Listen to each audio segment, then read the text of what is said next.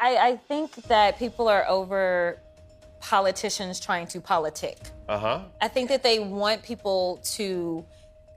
The moment the cameras went live, you could feel the electricity crackle through the air. Jasmine Crockett, fiery and unflinching, wasted no time. Sitting across from Jimmy Kimmel on his late-night stage, she unleashed a verbal barrage that no one saw coming, not even Trump's most seasoned defenders. With a calm but commanding tone, Crockett dismantled the mythology Trump had carefully constructed for years. She tore into his track record with receipts, highlighting his history of business bankruptcies, his controversial pardons, his inflammatory rhetoric, and most damning of all, the fresh wave of investigations encircling his post-presidency like vultures. Jimmy Kimmel, never one to shy away from controversy, joined in with biting humor and unrelenting satire, poking fun at Trump's media meltdowns and exposing hypocrisy after hypocrisy. The studio audience roared, but this wasn't just comedy, it was a takedown delivered with purpose. Twitter exploded. Hashtags like Crockett crushes Trump and Kimmel unleashed trended within minutes. Political analysts, journalists, and even former Trump allies were stunned by the precision and intensity of what had just unfolded. For a man who once dominated headlines by controlling the narrative, Trump now found himself at the mercy of a truth that was no longer afraid to speak, and this time, it spoke live, uncensored, and louder than ever. The stage was set for just another late-night appearance, until Jasmine Crockett walked out and turned the entire show into a political reckoning. Dressed in bold red and armed with facts sharper than steel, she sat across from Jimmy Kimmel, who welcomed her with a knowing grin. What followed wasn't just an interview, it was a full-on demolition of Donald Trump's credibility, reputation, and political facade, live and unfiltered before millions of viewers.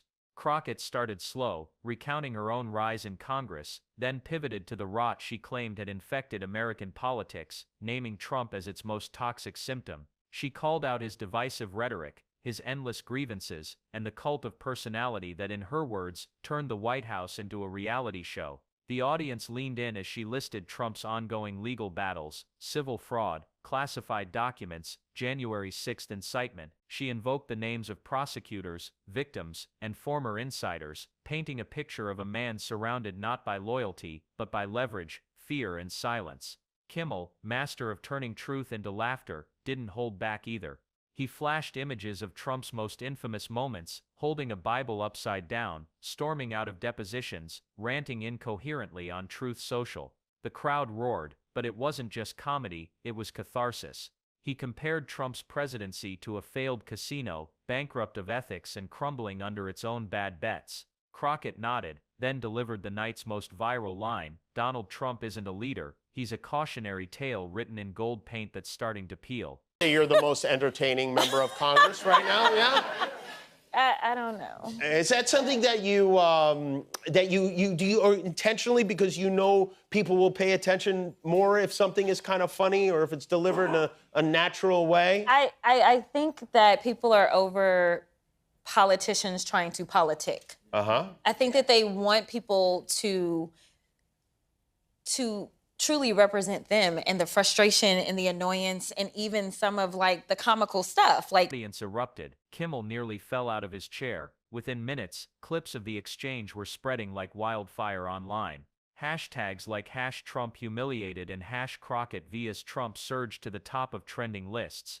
Even late-night rival hosts commented on the segment, with some calling it the most direct political takedown on TV since Watergate. Meanwhile, the Trump team, caught flat-footed, issued a weak statement the next morning calling the show scripted slander, which only fueled the fire. More damaging still, former aides and conservative pundits began to break ranks, some agreeing publicly with Crockett's assessments. One former campaign staffer tweeted, "She said what many of us were too afraid to admit." In the days that followed, Crockett's following exploded, and Kimmel's team confirmed it was one of their most watched episodes in years. But beyond the numbers and the headlines, something deeper shifted, an unspoken permission for people to say out loud what had been whispered in private. That Donald Trump, once seen as untouchable, had become a punchline too dangerous to ignore and too absurd to take seriously. And in that live moment, under the studio lights and camera lenses, Crockett and Kimmel didn't just take on a former president, they pulled the curtain back on an entire political illusion and left it burning on the stage. As the segment rolled on, what began as a typical late-night interview transformed into a moment of political history, one that would be replayed, quoted and dissected across every major media outlet for days to come. Jasmine Crockett, with a calm intensity that silenced even the most raucous parts of the studio audience, leaned forward in her chair and spoke the words that no one else had dared to articulate so bluntly in prime time. This isn't about party lines anymore, it's about truth, it's about integrity, and Donald Trump doesn't stand on either. The atmosphere in the room changed instantly. It was no longer a comedy show, it was a reckoning. Kimmel, catching the shift in tone, set aside his cue cards. "So you're saying the danger isn't just in what he's done, but in what he continues to represent?" he asked. Crockett nodded. "Exactly. He represents a normalization of corruption. We've gotten so used to the chaos that we've forgotten what leadership should look like. We've lowered the bar, and now we're drowning under it."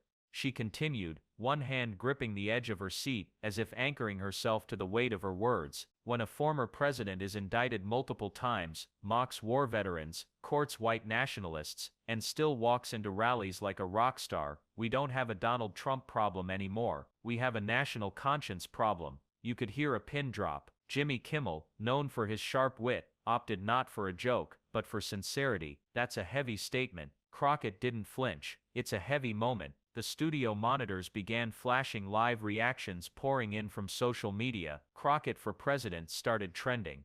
Hashtags like #TrumpCollapse and #LateNightTruth shot to the top of the platform formerly known as Twitter. Journalists, celebrities, and politicians, many of them previously silent, began weighing in, praising Crockett's composure and clarity. Then, almost on cue, the screen behind them lit up with a tweet from Donald Trump himself, posted just moments earlier on Truth Social.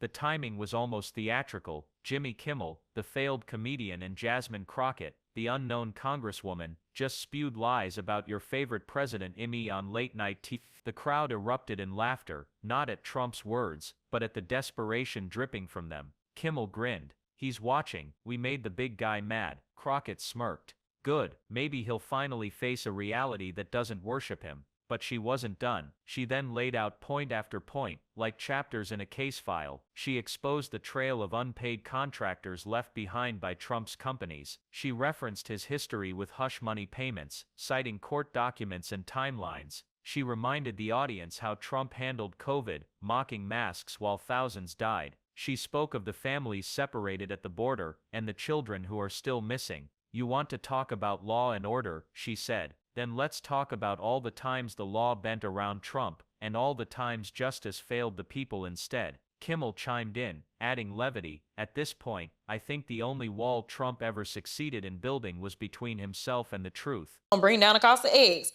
But last time I checked, that didn't happen, right? It'd be like, well, we're saying it's Project 2025. No, Donald said he knows nothing about that.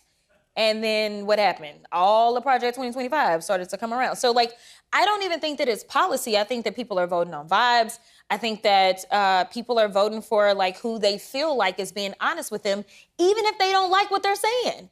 The crowd erupted again. Crockett laughed for the first time in the interview, but only briefly. Her voice dropped to a somber tone. "You know what's not funny, Jimmy? How many people still believe the election was stolen? How many people stormed the Capitol thinking they were patriots? How one man's ego turned into a movement of delusion and nearly broke this country. That was the breaking point. What had started as a segment turned into a cultural moment." By the time the show ended, major networks had picked up the story. CNN called it a masterclass in truth-telling. MSNBC ran the segment on a loop. Even Fox News, visibly rattled, aired it with a panel of Trump defenders visibly struggling to downplay its impact. The next day, Crockett was on every major morning show. Editors rushed to get excerpts of her appearance into headlines. Think pieces flooded the internet, some calling her brave, others calling her dangerous. Trump's allies scrambled. Conservative pundits labeled her performance scripted,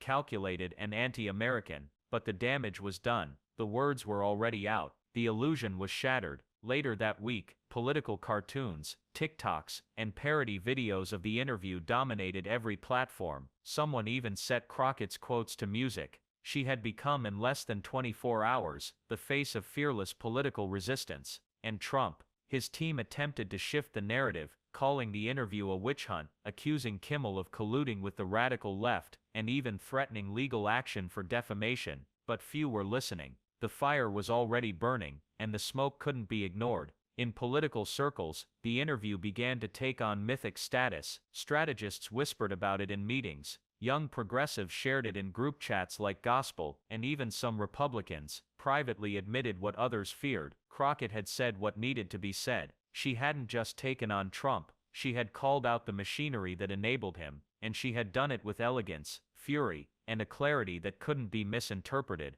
The interview became more than just a viral moment. It became a line in the sand. The moment the commercial break ended, Jimmy Kimmel turned toward the audience with a seriousness that was rare for the late-night host. He knew what had just transpired wasn't typical late-night banter. It was a political lightning strike, and Jasmine Crockett was at its center. The Congresswoman sat poised, her expression composed but charged, as if she could still feel the electricity of her words hanging in the air. "Congresswoman," Kimmel said, leaning in with a newfound respect, "what you just said about Trump, about truth, about the soul of this country, that's going to be remembered." Crockett nodded. "It has to be, because if we don't hold people accountable, especially people in power, we're not just risking democracy, we're surrendering it." At that very moment, something unprecedented happened.